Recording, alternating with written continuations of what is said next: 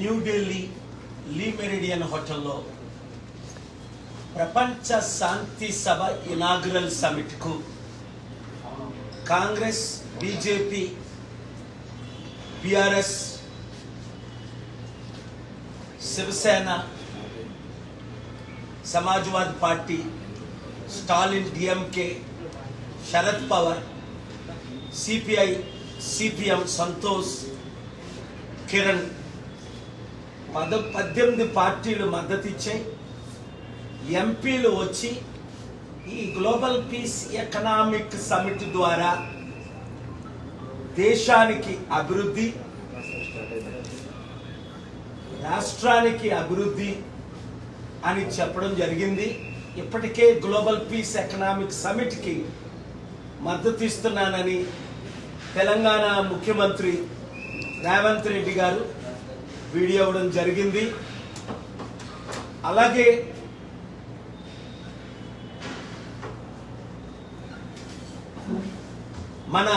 నా మిత్రులు ఆంధ్రప్రదేశ్ ముఖ్యమంత్రులు చంద్రబాబు నాయుడు గారిని కూడా ఇన్వైట్ చేయడం జరిగింది. ఆ లెటర్ మీకు మీడియా గ్రూప్లో పెట్టడం జరుగుతుంది. అక్టోబర్ 2న లాస్ ఏంజలస్, కాలిఫోర్నియాలో గ్లోబల్ పీస్ ఎకనామిక్ సమిట్కి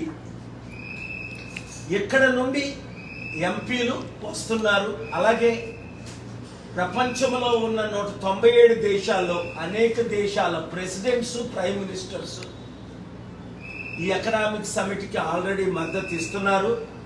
వారు కూడా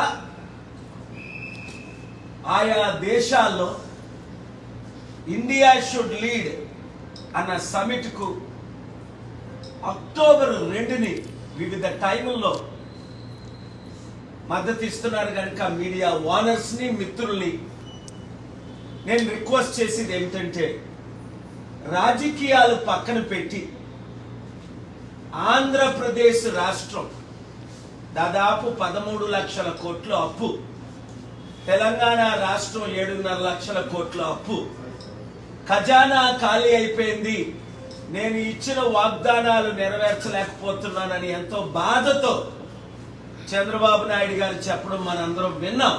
అసెంబ్లీలో చెప్పారు, ప్రెస్ మీట్లో చెప్పారు, బయట చెప్పారు. కానీ ఆ ఖజానాని నింపడం ఎలాగా, ఇచ్చిన హామీలు నెరవేర్చడం ఎలాగా అన్న ప్లాన్తో ఈ లెటర్ నేను చంద్రబాబు నాయుడు గారికి పంపడం జరిగింది.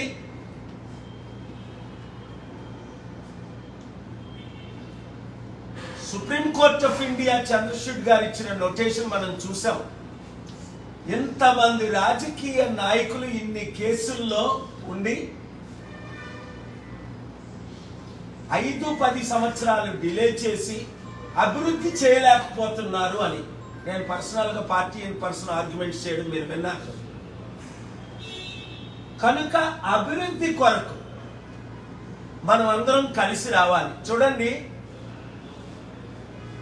ప్రెసిడెంట్ ఒబామా అమెరికాలో హిలరీ క్లింటన్ 2008లో ఘోరంగా తిట్టుకున్నారు. అతి నేరో మెజారిటీతో ఒబామా గెలిచారు.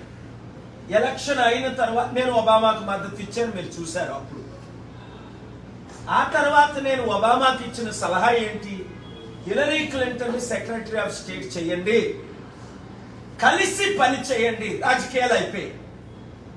అదే ఇప్పుడు నేను చేస్తున్నాను, అందరికి ఇచ్చిన సలహా.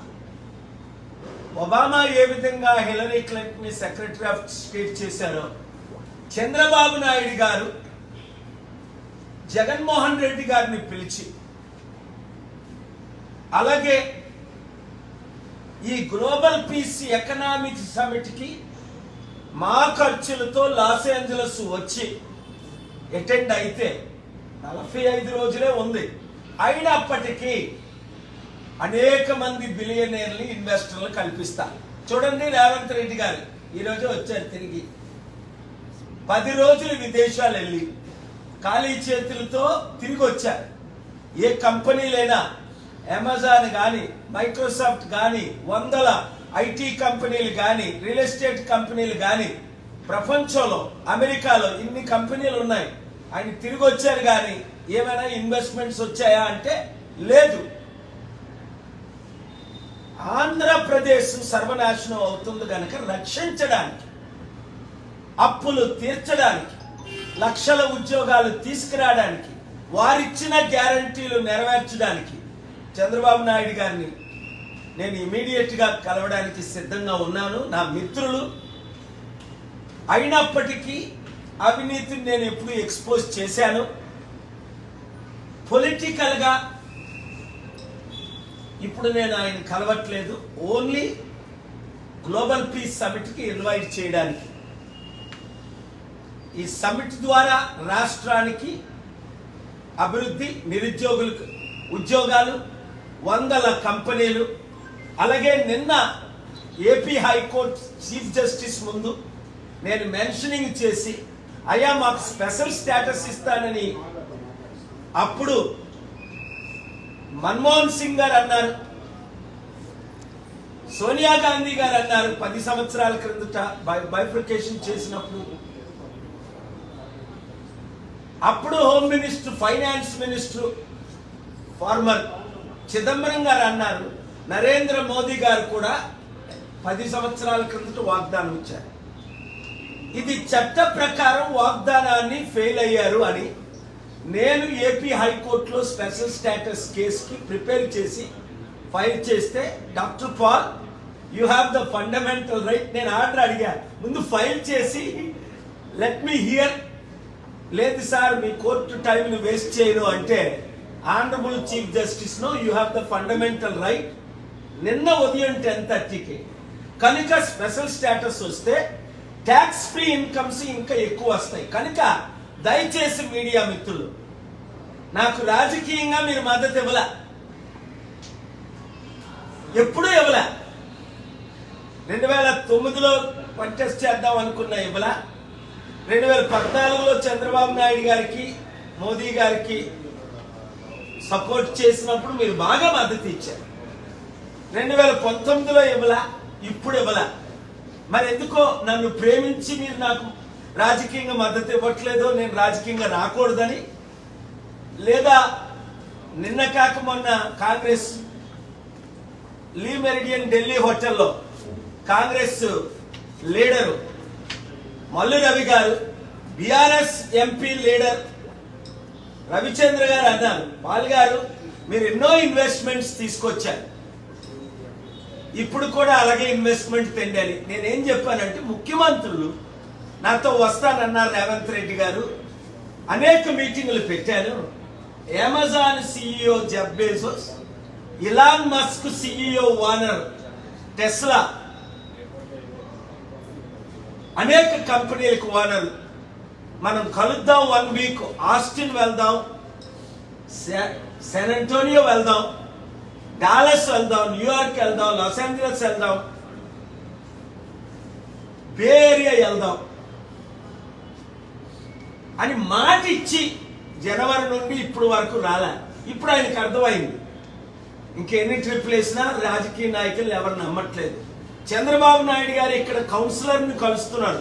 కౌన్సిలర్ అంటే 200 దేశాల్లో 200 అంబాసిడర్లు ఉంటారు, 2000 మంది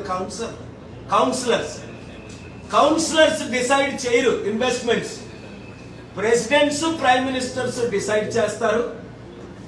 2891 world's richest Forbes billionaires decide చేస్తారు. Hollywood main actors, directors, producers మద్దతు నాకుంది, మీకు తెలుసు, మీరు చూస్తారు. దీని కొరకు చంద్రబాబు నాయుడు గారు తప్పక రావాలి.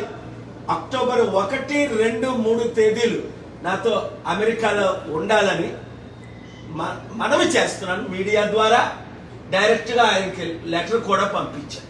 Thank you very much.